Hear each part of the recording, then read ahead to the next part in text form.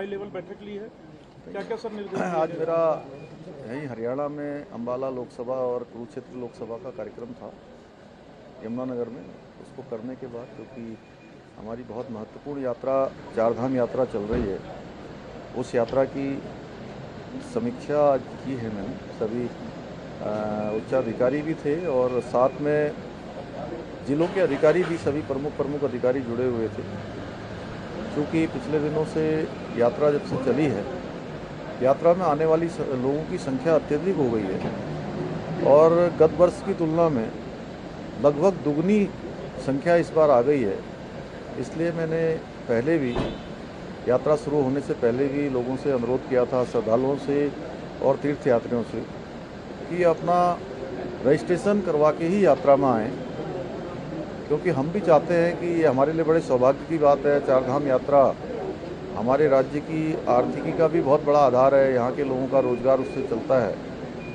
साथ में देश दुनिया के लोग आते हैं, उनका आतिथ्य हम करें, भगवान के दर्शन करने आते हैं, चारों धामों के दर्शन करने आते हैं, लेकिन उनको परेशानी होती है तो निश्चित रूप से हम भी स्वाभाविक रूप से परेशान होते हैं, स्वाभाविक रूप से हम भी कष्ट में आते हैं उनके कष्ट को देखकर। इसलिए आज उन सभी पहलुओं पर बात करी है कि ऑफलाइन रजिस्ट्रेशन है, ऑनलाइन रजिस्ट्रेशन है, लोगों का आना जाना है, उनके रास्ते में चूँकि संख्या अधिक होने के कारण से पहुंचने में भी देर हो रही है, एक धाम से दूसरे धाम पहुंचने में देर हो रही है। तो सभी की सुविधा के लिए और अच्छे से अच्छा यात्रा में जो भी है उसको करना है। तो सारे लोगों को इसी में चर्चा आज हुई है और हमारा प्रयास है कि जल्दी से जल्दी ये यात्रा पूरी तरह से हमारी स्मूथ हो जाए और आने वाले लोगों को किसी कष्ट का सामना न करना पड़े। सर, यात्रा के दौरान कई श्रद्धालु ऐसे हैं जो रील बना रहे हैं यूट्यूब पर और गलत मैसेज कहीं ना कहीं पूरे देश में जा रहा है, उन पर किस तरीके से कार्रवाई हुई है? नहीं, देखिए, उस पर कुछ गाइडलाइंस हमारी जो बद्री केदार मंदिर समिति है, चूँकि चारों धाम बद्रीनाथ केदारनाथ मंदिर समिति के हमारे अंडर में आते हैं, 2 धाम अलग से भी आते हैं, तो उनको ही उस पर व्यवस्था करनी है और सरकार जो भी अपेक्षित उसमें सहयोग होगा एडमिनिस्ट्रेटिव दृष्टि से वो करेगी।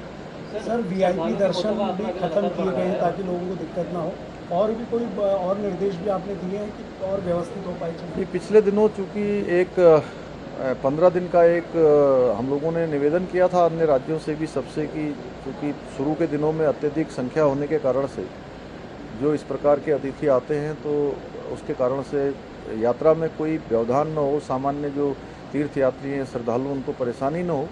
थोड़ा उसको और बढ़ाया है, अभी उसको एक्सटेंड कर रहे हैं कि जब तक यात्रा पूरी तरह से सामान्य स्थिति में नहीं आ जाती है, यात्रा प्रॉपर चलने नहीं लगती है, तब तक चूँकि वो अपनी यात्रा को थोड़ा पोस्टपोन करेंगे तो अच्छा रहेगा। सर, महिला यात्रियों को बड़ी परेशानी हो रही है, शिकायत उनकी थी कि पूरे रास्ते पर कोई शौच या उसकी सी व्यवस्था नहीं है, तो इसलिए उनको बड़ी दिक्कतों का सामना करना पड़ रहा है। दिखवाएंगे उसको कहाँ पर क्या है, इस प्रकार की जो भी बातें आई हैं सब पर हमने चर्चा की है। सर, मौतों का आंकड़ा बढ़ रहा है, इसको रोकथाम के लिए क्या कुछ दिशा निर्देश? आज स्वास्थ्य विभाग के लोगों के साथ भी हम लोगों ने बात की है। स्वास्थ्य विभाग क्योंकि पूरी जिम्मेदारी के साथ उसकी एक गाइडलाइन जो पहले उन्होंने बनाई है, अन्य राज्यों के साथ भी उसको साझा करेंगे, जिससे कि वो अपने अपने राज्यों में भी जो है जो गाइडलाइन बनाई गई है वो वहाँ आने वाले तीर्थयात्रियों और श्रद्धालुओं तक पहुँचाएँ, जिससे कि हम चाहते हैं कि सभी की यात्रा सुरक्षित हो, सभी स्वस्थ आएँ और स्वस्थ वापस जाएँ। सर, क्या अपील करेंगे, क्योंकि कई लोग अपनी मेडिकल हिस्ट्री छिपा रहे हैं, कल कमिश्नर साहब ने भी बताया, आज गेट पर भी कमिश्नर साहब गए थे, कई लोग गलत जानकारी भी दे रहे हैं ताकि जल्दी दर्शन कर लें। देखिए, ये बाबा के दरबार में आ रहे हैं, 4 धामों के दरबार में आ रहे हैं, ये यात्रा के कुछ नियम हैं, उन नियमों का हम सभी को पालन करना चाहिए। और मैं बार बार ये आप सबके माध्यम से कहता रहा हूँ कि ये यात्रा सामान्य यात्रा नहीं है। 4 धाम की जो यात्रा है वो एक कठिन यात्रा होती है।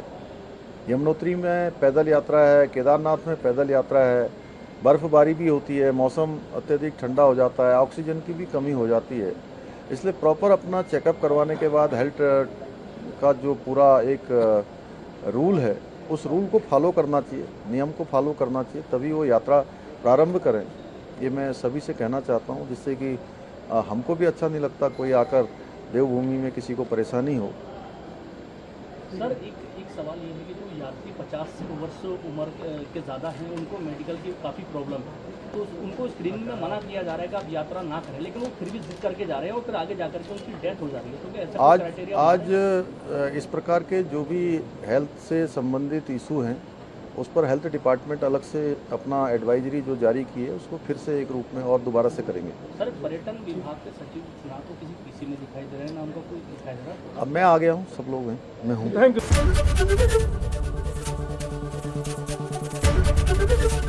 एबीपी गंगा, खबर आपकी, जुबान आपकी।